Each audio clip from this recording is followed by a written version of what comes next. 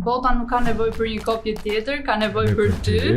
Qura ke filluar mjekësinë, ka ndryshuar diçka se si e ti e shëndetën? Pra sa herë që lexoj diçka, gjithmonë them, okay, këtë sëmundjen e kam unë, më është fiksuar keq. Diçka specifike që nuk do të toleroje në shoqëri? Gënjeshtra. Ajo foto që e për futbollin. Si ka lindur e gjithë kjo? Ka lindur nëpërmjet vllajt. Vllai im ka shumë vite që luan futboll. Cila ishte skuadra jote e preferuar këtë vit? Po ndonjë lojtar? Skuadra ime e preferuar ka qenë Brazili. Të rastis ndonjëherë që jeni një bisedë tavoline dhe të të vlerësojnë për aftësitë tua që njeh për futbollin, se thon ti je vajzë, ku merr vesh ti? Po, zakonisht e bëj shumë shpesh këtë pjesën që po ku merrni vesh ju gocat. Okej, ne ndoshta nuk marrim vesh, po mundohemi që t'i futemi asaj rruge. Ty çfarë do të thosh? Të jesh vetvetja, të jesh bio. Të jesh vetvetja, për mua do të thotë që të kesh të gjitha ngjyrat. Mirë se erdhën në një episod tjetër të Biu Podcast, kur çdo histori ka zërin dhe ngjyrat e saj. Mirë se erdhët miq, ajo që Helga thotë është shumë e drejtë dhe e vërtetë, sepse sot duhet të bëheni gati për të ndjekur një episod plot diskutime dinamike dhe me vlerë, sepse e ftuara që do të kemi për të diskutuar mund na tregoj për autonominë, provimet, fakultetin dhe për më tepër nga ana tjetër mund të jetë po aq e emocionuar për të folur edhe për ndeshjet e futbollit. Ajo është një studente e mjekësisë, gjithashtu dhe një vajzë me ëndra të mëdha dhe me një pasion të madh për sportin. Faleminderit që erdhe Megi. Përshëndetje, faleminderit për ftesën. Megi, le ta fillojmë pak që nga fillimet e tua, si ka qenë fëmijëria jote, si ka qenë ajo Megi vogël? Fëmijëria ime ka qenë një fëmijë shumë e bukur, ka qenë e mbushur plot me episode të mira, të bukura, kam qenë një fëmijë shumë i lumtur, e rrethuar nga njerëzit e mi më dashur, nga një familje e vogël në fillim fare, pastaj u rrit me linjën e vllajt tim. Kam qenë një fëmijë shumë i dashur, shumë i qetë, normalisht pak e llastuar si fëmia e parë gjithmonë, dhe kam patur gjithmonë ato ambicet e mia për t'i arritur deri në limite, mendoj. Çfarë ëndrash ka pasur Megi që të bëhej kur ishte e vogël? Me thënë të drejtën që kur kam qenë e vogël kam patur shumë qejf që të isha një doktoresh. Nuk e di pse më ka pas pëlqyer shumë që të ndihmoja njerëzit. Kam qenë një person, ndoshta një fëmijë shumë i dashur dhe kam patur atë dëshirën që gjithë kohës të jem pranë njerëzve dhe të ndihmoj ata. Dhe si duket kjo ëndra ose dëshira ka vazhduar deri në momentin që unë kam zgjedhur fakultetin tim aktual. Megi, familja është një rol shumë i rëndësishëm për formimin e një individi dhe personi. Për ty, cili ka qenë roli i tyre? Sa e rëndësishme ka qenë për gjatë karrierës dhe zhvillimit tënd që në rinin tënde? Dhe ka ndonjë këshill që ti e mban mend dhe gjithmonë e kujton her pas here? Patjetër që familja për çdo individ është shumë e rëndësishme. Tek unë familja ka luajtur rolin, pra ka qenë gjë më e rëndësishme që unë kam patur në jetë dhe që kam. Çdo arritje që unë kam aktuale janë vetëm për familjes time, mënyra se si ata më kanë edukuar, më kanë shkolluar, këshillat që më kanë dhënë, ato të bërtiturat sado pak të vogla, po që tani që rritem e kuptoj që kanë qenë shumë të vlefshme dhe çdo, pra siç e thashë më parë, çdo gjë që unë kam arritur i dedikohet vetëm atyre dhe është vetëm merit atyre unë për këtu ku jam sot. Patjetër ka patur këshilla nga më të ndryshmet, personi që më këshillon pak më shumë është mami, duke qenë se jemi dhe të dyja femra dhe flasim pak më shumë njëra tjetrën. Pastaj babi është ai personi që është gjithmonë shumë i qetë, po sa herë që flet godet është në gjendje për të vendin e duhur. Po, në vendin dhe në kohën e duhur dhe është gjithmonë gati për të thënë ato gjërat kyçe dhe është një shprehje që e përdorin gjithë njerëzit që i drejti zhytet, por kurrë nuk mbytet, kështu që kjo është shprehja që më ka thënë gjithmonë babi që po të ecësh kështu të jesh gjithmonë e drejtë, e sjellshme, e saktë, edhe të mundohesh gjithmonë që çdo gjë që bën të jetë me ndjesi të mira, do jesh gjithmonë e fituar, kështu që deri tani kam ndjekur atë këshill dhe kam dalë shumë e fituar, kështu që është këshilla më mirë që kam marrë deri tani. Vërtet, edhe këshilla që japin pirën gjithmonë janë të vlefshme. Po, pa çka që ne mendojmë ndonjëherë edhe nuk i marrin nuk shumë përballë. Në kohën fillojmë të kuptojmë. Po, sa më shumë rritemi, aq më shumë e kuptojnë se sa të drejtë kanë pasur. Megi, gjithashtu dua të flas edhe pak për rrugtimin tënd në mjekësi. Patjetër është një rrugtim shumë i bukur, por edhe shumë i vështirë. si lindi ajo dëshira për të bërë mjeke? Mos ka qenë ndoshta edhe imponuar pak nga pritjet shqiptare se zakonisht janë o inxhinierë o mjeke? Me thënë të drejtën, prindit e mi nuk më kanë imponuar për asnjë lloj gjëje, kanë qenë gjithë kohës go for it, bëj cila është gjë që ty të pëlqen më shumë, sepse nëse ti zgjedh një profesion pa dëshirë, nuk do arrish kurrë aty ku ti dëshiron, të kapësh majat. Mami më kur nuk e ka patur qef mjekësinë, me thënë drejtën, është shumë e çuditshme, po asnjëherë nuk e ka patur qef mjekësinë dhe gjithmonë ka thënë që një deg tjetër që është pak më e lehtë, që ndoshta dëshirosh dhe pak jetën, pak rinin, po që prap nuk më kanë ndaluar për ta zgjedhur. Unë, si që thashëm përpara, mjekësia ka qenë një dëshirë ime që kur kam qenë shumë e vogël, po duke parë edhe këto seriale turke që kanë qenë pas dite, sa vjen nga shkolla, kam patur një orar gjithmonë 3 gjysmë që vjen nga shkolla dhe isha detyruar që çija këto seriale dhe gjithmonë dilnin seriale që ishin me pjesë mjekësie. Dhe si duket ndoshta edhe aty më është imponuar pak, po që thjesht në fund fare thash okay, do ta zgjedh dhe do vazhdoj me këtë rrugë. Miki, ti nuk je specializuar ende? Jo, akoma. Për çfarë do të specializohesh? Unë kam shumë dëshirë për neurokirurgji. Është një nga specializimet më të vështira që ka mjekësia, po që shpresoj që ti dëshiron që ta bësh specializimin në Shqipëri? Po, në Shqipëri. Pse jo jashtë në Shqipëri, apo thjesht dëshiron që të rish në vendin tënd? Përveç faktit që unë dua që të rim në vendin tim, patjetër në këto momente që jemi, ndoshta nuk është vendi më i mirë ose koha më e mirë për çdo gjë, po nëse iki unë, do ikë edhe dikush tjetër, edhe sa më shumë vetat ikin, aq më keq do bëhet Shqipëria, kështu që nuk besoj se vendet e tjera kanë nevojë për ne, saç ka Shqipëria nevojë për ne, kështu që ku ka më bukur t'japësh një mesazh të tillë që realisht Shqipëria ka nevojë për ne dhe për rinjin. Rinia shqiptare në këto kohë kemi parë që janë ngritur, janë shumë të revoltuar nga ngjarjet që kanë ndodhur dhe unë mendoj që kjo është gjëja më e mirë që mund të ketë bërë rinia shqiptare deri tani. Po se kemi dëgjuar edhe shumë shpeshherë që ju jeni brez patatina, shu vetëm telefonat në dorë, po ja që shiko se ne jemi ato që ngrim zërin edhe për breza që në fakt na kanë lënë pas në kohë. Po, por që prap, stado ne të mundohemi, është ai mentaliteti që ne jemi brezi i telefonave dhe brezi i TikTokut, po që mendoj që një ditë do t'ja tregojmë që nuk jemi vetëm brez TikTokut dhe brez telefonit. Shumë vërtet. Të përmenda pak mjekësinë, pastaj përmendëm provimet, po edhe stresi është shumë i madh. Po nga ana tjetër, kafet kanë qenë aq shumë në numër? Me thënë të drejtën, ky ka qenë sezoni më i vështirë, ose më saktë sezoni më i lodhshëm i 5 viteve shkollë që unë kam bërë.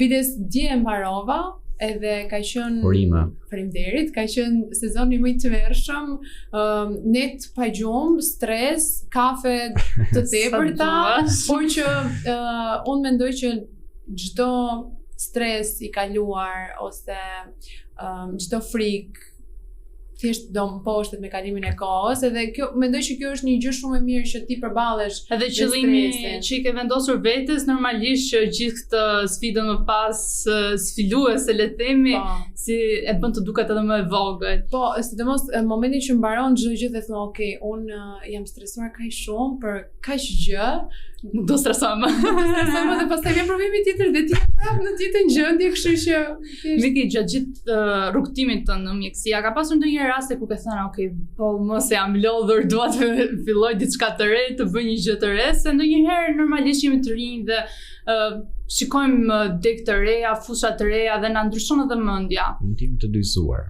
Po, në fakt nuk më ka ndodhur që të mendoj për një deg tjetër. Kanë qenë ndoshta një periudhë që nuk ka qenë periudha ime më e mirë, në fillim të vitit, në janar ose më saktë le të themi në prill, mars-prill, nuk ka qenë periudha ime më e mirë. Kam patur një lloj breakdowni shumë sfidues, gjendja ime emocionale nuk ka qenë në më të mirën, nuk ka të bëj as me visçuni ose diçka e tillë, thjesht ndonjëherë dhe thjesht ngarkesa dhe stresi i jetës shumë e madhe, sidomos edhe kur mundohesh të punosh, pra të fitosh eksperiencë në një vend pune, ke një ngarkesë shumë të madhe dhe të lodh shumë dhe vjen një moment që ti thjesht thua, stop, nuk dua të bëj më asgjë, thjesht dua të rri në shtëpi.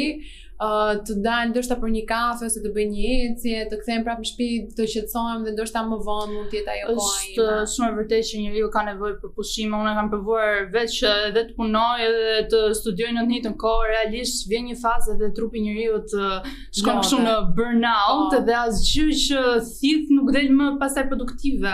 Po, kjo është më vërtet në fakt. Kështu që një këshill shumë e mirë do ishte qetësoni ndonjëherë. Po, është vërtet se mos punoni shumë, mos punoj shumë.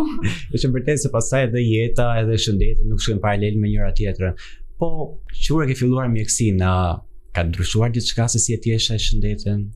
Me thënë drejtën, sa herë që mundohem të lexoj diçka, pra sa herë që lexoj diçka, gjithmonë them, okay, këtë sëmundjen e kam unë, më është fiksuar keq që çdo gjë që lexoj ose pjesë të ndonjë diagnoze diçka, gjithmonë e kthej te vetja, them prit se mos e kam unë këtë ose shoh ndonjë veprim që mund të bëj familja dhe them, okay, prit se këto kanë këtë gjë.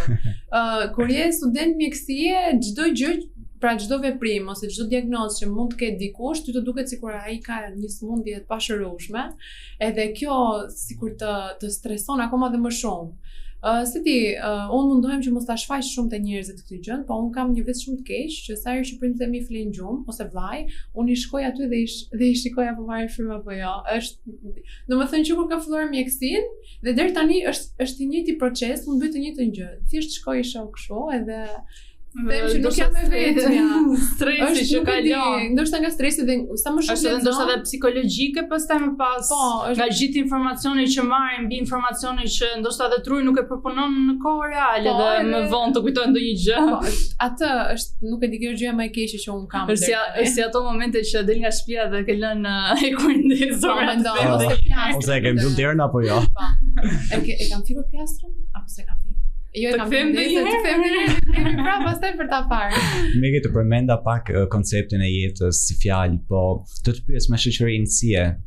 Me shoqërinë, unë kam shumë qef të kem afër persona, njerëz, jam shumë sociale, jam shumë e dashur, më pëlqen, e thash, më pëlqen shumë të ndihmoj njerëz dhe dua që në shoqëri të jem gjatë kohës all in. Dua të jem për ta në çdo lloj momenti, qoftë të mirë, qoftë të keq, dhe dua që dhe shoqëria ime të jetë njësoj për mua. Paçka që ndoshta shoqëria dhe të zhgënjen ndonjëherë, janë mësime që duhet të merren, por deri tani mami më thotë që ndonjëherë shoqëria është edhe kalimtare dhe çdo kush që vjen në jetën tënde të mëson diçka dhe është një mësim, kështu që edhe pse ndoshta vjen me zhgënjim, po vjen me një mësim nga mbrapa që për herën tjetër je për shembull më vigjilent për çfarë thua tek njerëz të ndryshëm. Kjo është vërtet. Unë di të them që shoqëria është edhe pak interes, pra të dy ose më shumë vetë jeni për njëri tjetrin për një qëllim të caktuar dhe keni interes ndaj njëri tjetrit. Kështu që ndoshta të gjitha marrëdhëniet përveç shprind fëmijë do thoja janë pak marrëdhënie interesi, merr dhe jep. Është vërtet. To janë ca kompromise që bëjnë njerëzit. Prap në shoqëri në kohët e fundit në shoqëri është vënë re shumë kjo pjesa e interesit, se më përpara ka qenë pak më ndryshe, fëmijët nuk e kuptonin ose të rriturit nuk e kuptonin, ndërsa tani është bërë shumë e dukshme kjo pjesa që është komplet interes. Dhe mua në fakt nuk më pëlqen kjo, sepse ka diçka specifike që nuk do të toleroje në shoqëri? Gënjeshtra. Një dhe vetmja. Është gjë më e keqe. Shiko, nëse ti gënjen dikë për një x gjë të caktuar, që ndoshta nuk të prish punë, që mund të ketë lidhje me jetën e personit, është okay, po janë disa gënjeshtra që janë shumë të dukshme, kuptohen nga të gjithë dhe nuk mundesh të hedhësh hi syve në thonjza. Unë personalisht nuk do ta pranoja. Paçka që okay, ndoshta edhe unë mund të kem gënjur ndonjëherë për diçka që nuk i ka prishur puna askujt ose ndonjë gënjeshtër të bardhë, nuk ka asnjë problemi, po nuk do më pëlqenin këto. Kot nuk thon gënjeshtra e ka këmbët e shkurtra, kështu që Megi, le të ndalim edhe pak tek pasioni jot, ose do thoja ajo tifozja që je për futbollin. Si ka lindur i gjithë kjo? Kjo e gjitha ka lindur nëpërmjet vllajit. Vllai im ka shumë vite që luan futboll, që i vogël, dhe duke shkuar, duke parë shumë herë, është ajo ndjesia që do shkoj të shoh vllajin duke luajtur futboll. Më ka thënë këtë pjesën që për të parë futboll edhe jashtë, pra jo vetëm kur është vllai im, edhe ndoshta një ndeshje që mund të jetë në Shqipëri ose kombëtare, këto ndeshjet e tilla, por që është një ndjesë shumë e bukur, të jep shumë adrenalinë dhe të largon pak nga ajo jeta monotone që Ti ke qenë edhe vullnetar të Federatës Shqiptare e Futbollit. Po, si ka qenë kjo experience për ty? Unë kam qenë pra rrugtimi im si vullnetare tek Federata ka filluar kur ka qenë finalja e Conference Ligës. Një experience shumë e bukur, një experience që ndodh një herë në jetë, ka pëlqyer shumë edhe nga aty kam filluar që tim vullnetare e rregullt, le të themi, tek Federata. Është gjë shumë e bukur, një gjë ndryshe nga gjërat që bëjmë në përditshmëri, çfarë bën konkretisht një vullnetar? Pra, specifikisht të Federata Shqiptare. Zakonisht kur janë ndeshjet e futbollit mundohemi që të mirëpresim njerëzit të ftuarit. Ka raste që mund të duhet për ndonjë shpërndarje çmimesh ose për ndonjë hapje, ndonjë ceremoni hapje që ka lidhje me ndonjë finale ose ndonjë mbyllje. Pra këto gjëra elementare që ka pasur raste që keni pasur kontakt edhe me ekipin e kombëtarës? Thjesht mund të kenë qenë aty, po jo ndonjë kontakt kështu. Jo, për shembull të përshëndeten ose ndonjë gjë të tillë. Jo, nuk është e ka patur. Si duket ekipi jon kombëtarës? Okej, ndoshta tani me thënë të drejtën as nuk di çfarë të them se ata kanë ndryshuar shumë, më sa I kam parë. Normalisht edhe fryma e ekipit nuk është më njësoj siç ka qenë, po që mendoj që mund të kthehen prapë aty ku ishin, se ishin shumë mirë dhe ishin të gjithë shumë proud, kështu që duhet të kthehen prapë aty ku ishin. Shikon, nga ana tjetër botrori mbaroi, po ne akoma jemi me ato emocionet atyre ndeshjeve, finales. Të pyes, cila ishte skuadra jote e preferuar këtë vit? Po ndonjë lojtar? Skuadra ime e preferuar ka qenë Brazili. Fatkeqësisht Brazili nuk vazhdoi dot më parë, ndërsa ndonjë lojtar të preferuar nuk është se kam patur me thënë të drejtën. U mërzita që fitoi Spanja? U mërzita shumë. Nuk doja që të fitonte Spanja. Okej, ndoshta ka qenë ekipi që e ka merituar, ka qenë ekipi që ka luajtur më mirë, por që nuk do doja që të ishte Spanja dhe Argentina në një finale. Po Argentina si të duket? Argentina, si Argentina. Do të thënë midis këtyre të dyjave këtë zgjidhje? Asnjëra. Unë nuk e kam parë. Vetëm Brazili dhe Brazili. Unë nuk e kam parë të ndeshje. Nëse nuk do ishte Brazili, pra siç nuk ishte, unë isha me Francën. Franca iku, kështu ishte tash okay. Miki të rastis ndonjëherë që jeni një bisedë tavoline dhe të më vlerësojnë për aftësitë tua që njeh për futbollin, se thon ti je vajzë, ku merr vesh ti? Po, zakonisht e bëj shumë shpesh këtë pjesën që po ku merrni vesh ju gocat. Okej, ne ndoshta nuk marrim vesh, po mundohemi që t'i futemi asaj rruge. Siç ndoshta çunat po I futen rrugës make-upeve, flogëve, thonjve. Ndoshta është kjo pjesa që çunat mund të bëjnë çdo gjë, se me thënë të drejtën është më vërtet që mund të bëjnë çdo gjë, paçka që ne s'na pëlqen, se ne nuk mund të ngrejmë dot beton, secili ka rolin e vet, edhe vajzat edhe djem, secili ka pozicionin e vet edhe pa njëri tjetër nuk mund të funksionojnë. Patjetër. Që kjo është e rëndësishme. Po të pyes, nëse do zgjidhe për shembull të merr pjesë në një ndeshje futbolli midis vajzave, do provoje të luaje në fushë?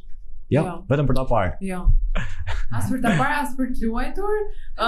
Për vetëm fakt, njëherë për të luajtur nuk bëhet fjalë sepse gocat janë, unë jam vetë një vajzë, gocat janë të tmerrshme, domethënë.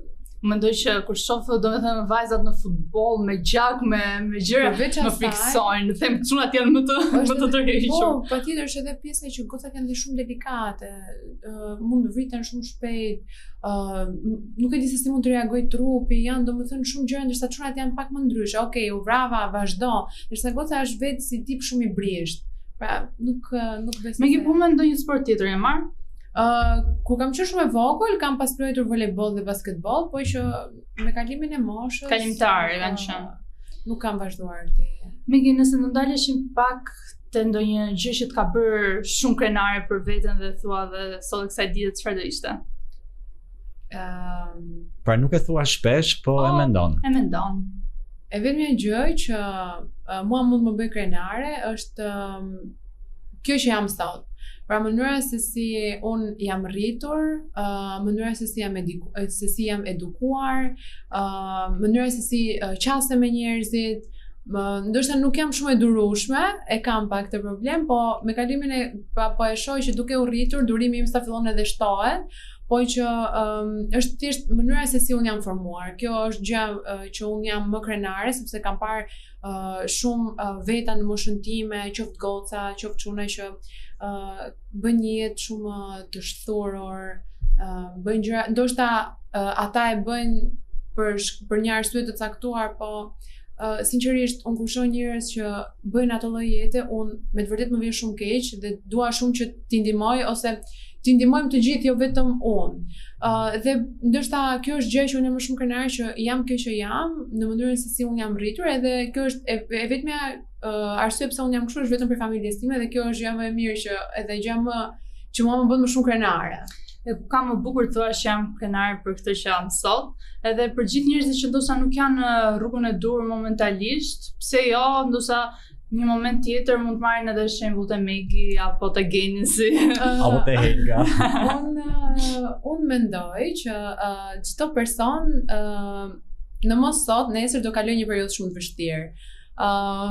Por ajo periudha nuk të identifikon fare se cili je ti ose se për çfarë arsye je ti në jetë, në thonjza. Unë mendoj që janë sfidat jetës, patjetër njeriu është shumë i fortë, kalon sfida nga më të ndryshmet, qoftë mira, qoftë shumë të këqija, por që ato sfidat e këqija e bëjnë atë që të jetë ai personi më i fortë, ai personi që mund të tregojë ndoshta më shumë pozitivitet, mund të jetë më i mirë me njerëzit. Kështu që unë i them gjithë njerëzve që çfarëdo lloj gjëje të keqe jeni duke kaluar, mendojeni që gjithmonë ka një dritë. Ose ka dhe një dritë. Ka dhe më keq, po gjithmonë ka një dritë në fund të tunelit. Në fund të tunelit, kështu që duhet të jenë shumë. Megi, le të flasim edhe pak një aspekt më personal. Ka dikush që të ka rëmbyer zemrën?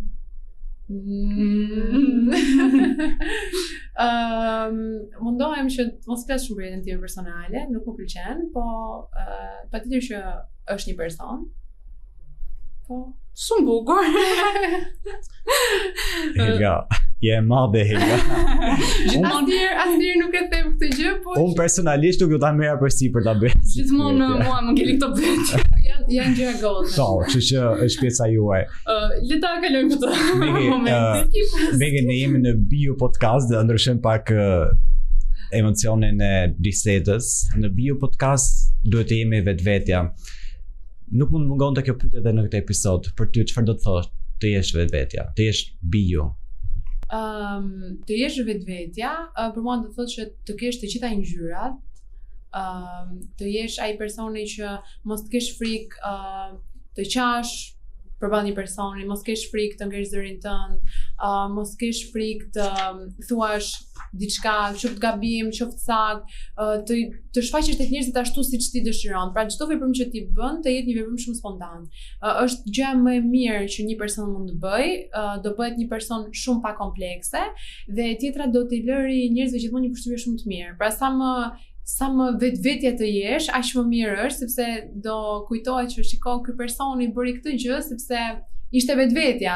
Dhe patjetër që jep dhe impakt më të mirë njerëzve, po edhe tek njerëzit e tjerë mundohesh që të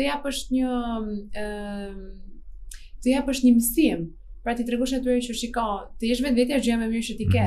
Kështu që unë mendoj që thjesht ngjyrat, sa më shumë ngjyra, sa më shumë emocione njerëz, është gjëja më e mirë. Ku ka më bukur të jesh autentik edhe të jesh vetvetja, sepse të jesh autentik dhe të jesh vetvetja nuk del kurrë nga moda. Po, kjo është më vërtet.